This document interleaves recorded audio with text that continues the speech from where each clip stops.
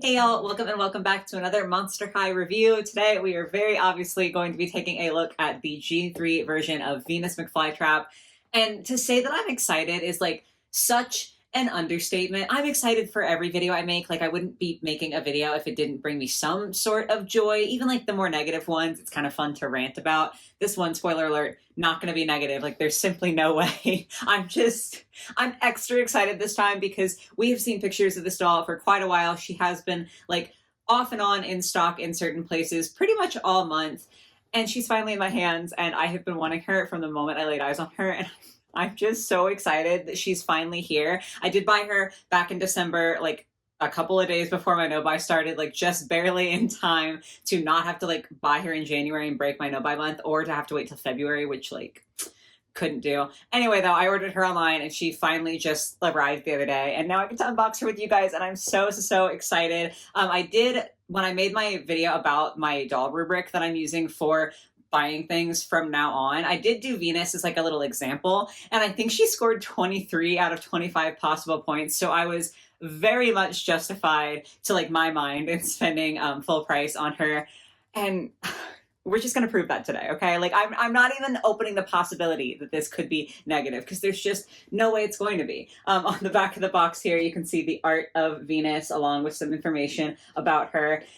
And I'm just really excited. Can you tell? It's probably pretty obvious. So as per usual, I'm going to unbox her off camera, and then we will like reconvene so I can show you all of her beautiful details and talk about her quality and everything, and hopefully just have an absolutely amazing time today. If you guys do find yourself enjoying, if you could give the video a like, that's super helpful to me. If you're new here and you enjoy your time, definitely subscribe so you can see more. And if you want to go out of your way to support me, I have like my PO box and wish list and stuff in the description down below.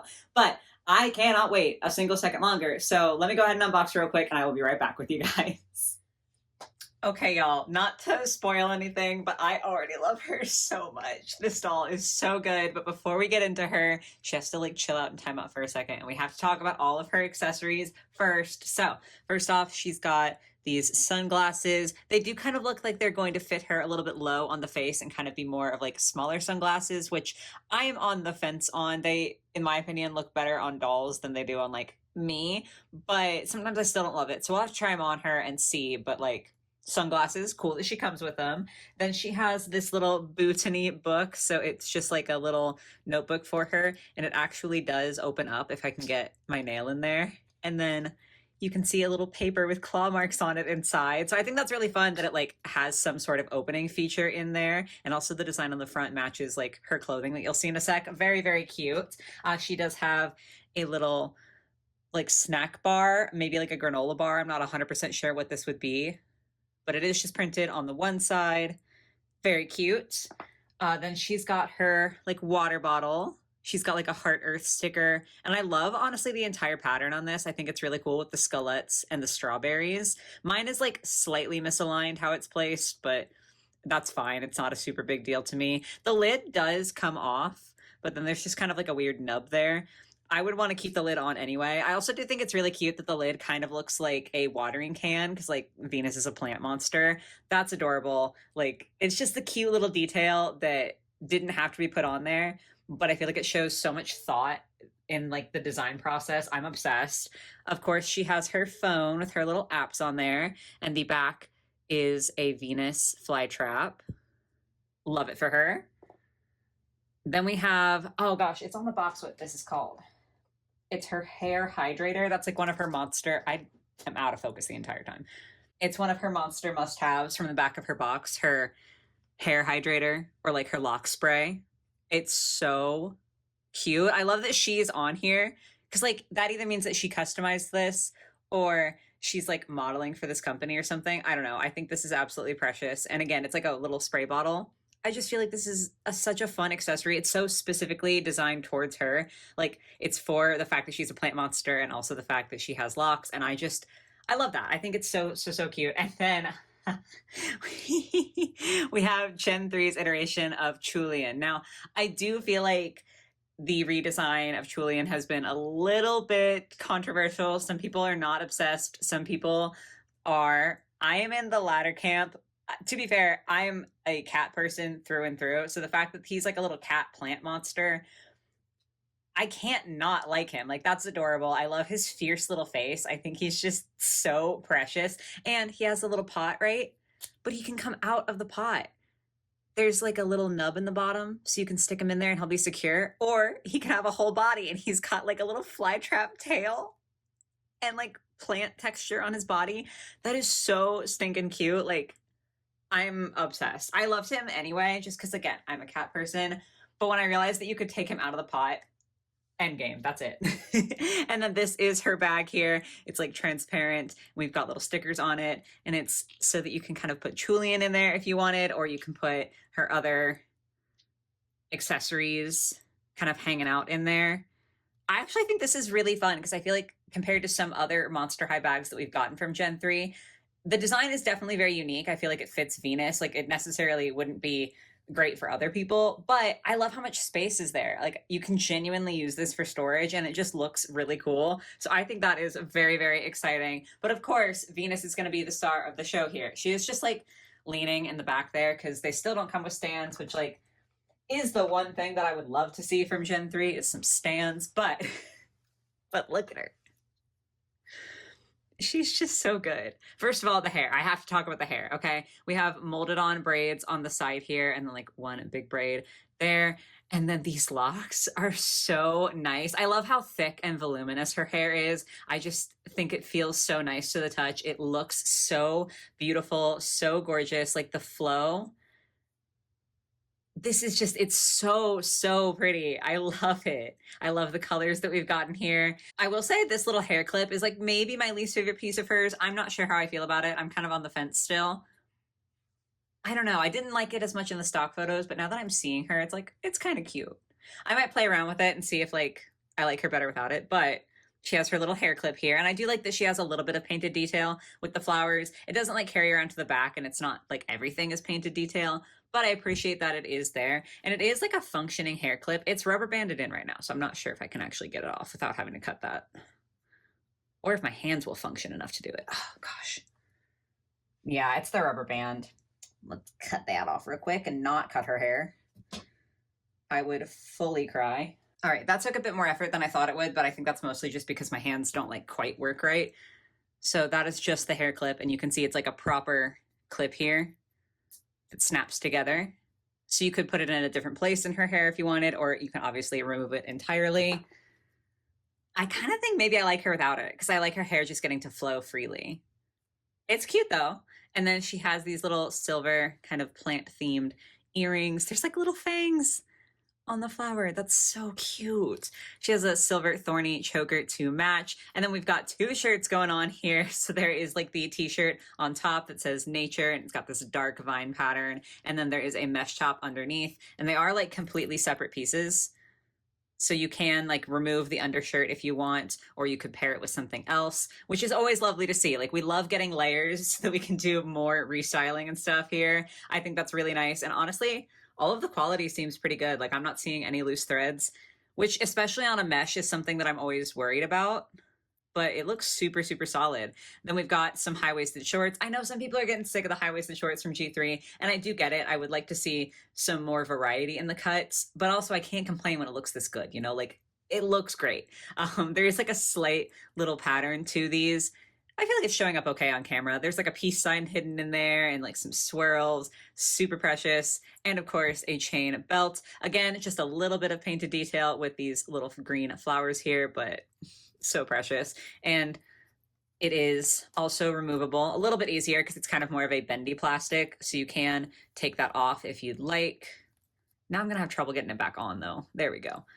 And then, okay, this part I love. I think this is so fun how she has her mismatched kind of socks going on here. I'm going to take the shoes off in a second because I think that they might just be more of like leg warmers than proper socks. We'll find out together. Underneath though, she does have vines molded into her skin, which is super lovely to see. She doesn't have any on like her lower arms. I don't think on her upper arms either. I'm not feeling anything through the mesh there. But on the legs, we've got the molded vines and you can kind of see she's got it down on her lower leg as well. Super precious. But yeah, I love the mismatched socks. I just think that that's very fun for her. I feel like it speaks to her character and also just gives a very interesting visual look. Like, I'm obsessed with this. Then the shoes. I will say it also took me a little bit of time to kind of come around to the shoes because in the first stock photos we saw, I wasn't 100% obsessed. But the more I look at them, the better they are, especially in person. I feel like unboxing her, I was like, wow, these look so much better than I expected them to. We have the gradient, which I know is something that G3 has been doing a lot with their shoes and not everyone loves. Again, I do totally get it. I don't think all of them are done as well, but I actually think that this one is quite nice, mostly because there is still the painted detail of the teeth on her shoes. So when it's not just the gradient, when there's like a little something else going on, I think I like it a bit more. It just works a little better for me. And the vines, okay, these are super interesting the way that they were done. So they were rubber banded on in the box, but I took the rubber bands off.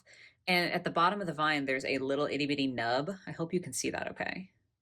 And it can poke into the holes here on her shoe so that the vines will stay secure wrapping around her shoe, which is just so clever because that means that if you wanted to, you could fully just remove those.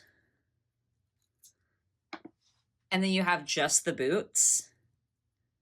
And again, it's just like an extra layer, an extra bit of versatility that I really appreciate. But let's go ahead and pop these shoes off. Okay, so one is definitely a leg warmer.